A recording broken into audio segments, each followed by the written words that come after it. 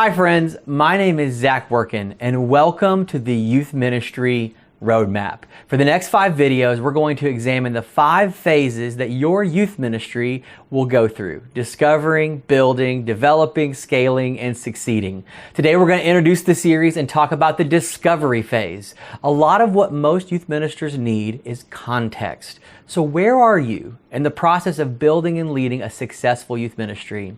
Fortunately, there is a lot of similarity from youth ministry to youth ministry in terms of what it looks like to grow as a group and lead as a youth minister. So regardless of your church, denomination, cultural setting, or group size, we believe this is how youth ministries progress.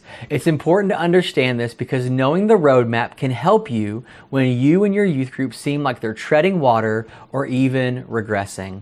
I've talked to a lot of ministry folks who just weren't able to figure out what they had to do to get their youth ministry to progress or the next step. So I hope that these 5 phases can help you identify where you're at and what it takes to get to the next phase. So we want this series to help Youth Ministry Booster members and mastermind groups communicate with each other more successfully. But most importantly, we want this to be a chance for all youth ministry leaders to communicate with each other and understand each other better with some shared language. So let's get started with phase 1 of the Youth Ministry Roadmap, discovery. This is our R&D phase, research and discernment. If you're brand new to a church or you've been at a single location long enough to feel like you need to start over again, this discovery phase is for you. This phase will probably take around 3 months if you're brand new to a church. And during this time, we want to ask the questions related to the church and its history. So walk around the church, examine everything. Look for an archive or history book of the church that discusses the important founders, how long the church has been around, and the ministries they've been a part of. There is a different reality for a church that has been celebrated during a centennial and a church that's 10 years or young. So have a church move locations, built a new building, or there are certain families that have been involved for generations. Discover the history of your church, your people, your congregation. This is important for youth ministers because you need to know what role the student ministry has played in this church. The student ministry might be the thing that's really new inside of an old church, or maybe student ministry was what really grew the church 20 years ago. It could be the thing that's struggling and the church leadership wants it to be doing better, or it might be the thing that the church is counting on. Look for other details as well. If the church has paintings of previous pastors on the wall, that's an important story. What translation are the Pew Bibles? What songs are in the hymnals? What screenshots are on the TV? In the youth ministry itself, are there things you can look for? Pews and chairs can tell you a lot. So what are the bulletin boards across the church promoting? Build your understanding of place. Really focus on the little things about your church that reveal what the church values. The more you see of something, the more the church values it, and the more you need to understand how that's going to impact your youth ministry. See, for a lot of youth ministries that come into a new place, we have a great idea of what our ministry is going to look like, but we don't take enough time to ask the important question: how do these people in this place need to be led? Approach the beginning of your youth ministry by asking who the people are and where they've been allows us to create a concrete plan of action. How do I need to lead? How do I need to communicate? Who else do I need to get involved? What's going to be the most effective? If we don't do that well, we're going to have a lot of problems. Maybe you have a great idea for youth ministry, but a previous youth pastor tried something and it failed. You need to know that there's hurt around the question and the idea from the history of the group. So ask questions early. In your investigation of building your own ministry, but especially during these first few months, you need to ask questions of 2 groups of people in particular. The first group of people is the staff. Discover the staff culture, discover how things get done. Whether you got hired or you've been hired there for a while, sit down and have as many coffees as you can with whoever is leading. Try to have one-on-one meetings and ask them about the church. How long have they been there? What do they notice? What do they love about the place? What do they hope for the place? What's one thing that they think is exciting about this church? What are some things that maybe we should avoid? These are good questions to learn not only from what you can see, but what others are also thinking. What are they excited about for the future? You've also got to ask great questions of the staff and the stakeholders in your student ministry. These are your parents, your volunteers, and your student leaders.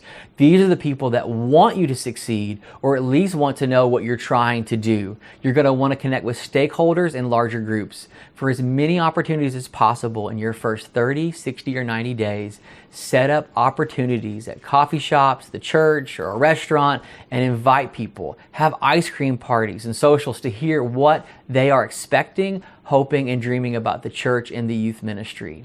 Find out what they value as successful. If you're walking into a church context that had a student ministry that existed at some level before you, they've already got some idea of what success looks like.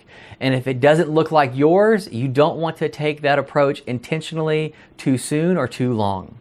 If they want you to be at every school lunch and football game, but you just want to plan a really great event or mission trip, you're going to find that incompatibility.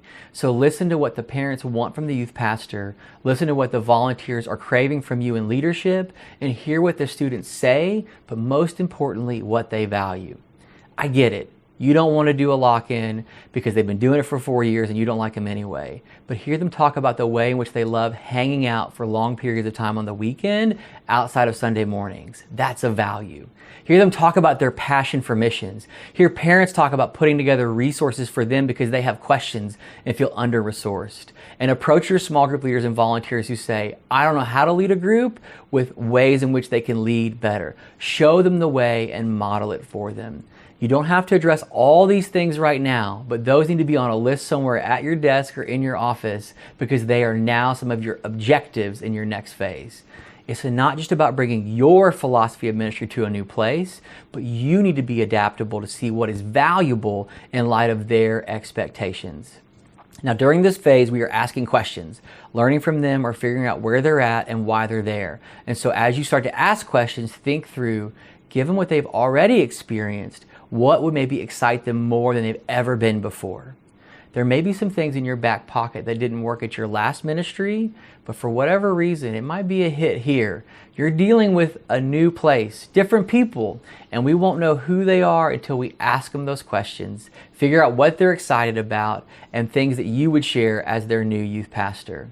You need to be in discovery mode with the expectations of everyone, from your senior pastor to your children's ministry leadership to the expectations of stakeholders, parents, and leadership students. These are your people, and these are the questions you need to be asking during this discovery phase. Don't offer your own opinions just yet. Listen and take lots of notes. When we start to have this idea that successful ministry looks like in their eyes, then we start to get a better view of where we need to center ourselves as we lead and shepherd these people, your people. So walk around, take notes, ask questions of the people, and have as many one-to-one meetings with the rest of the staff as you possibly can. But maybe also branch out a little bit. Go out in the hallways and ask the custodial or support staff. Ask things of folks that maybe don't get asked about what they love about the church. What should I know about what you do to make this church great? And why is it worth showing up week in and week out? But also go back to the folks that brought you in, the hiring committee, the personnel committee.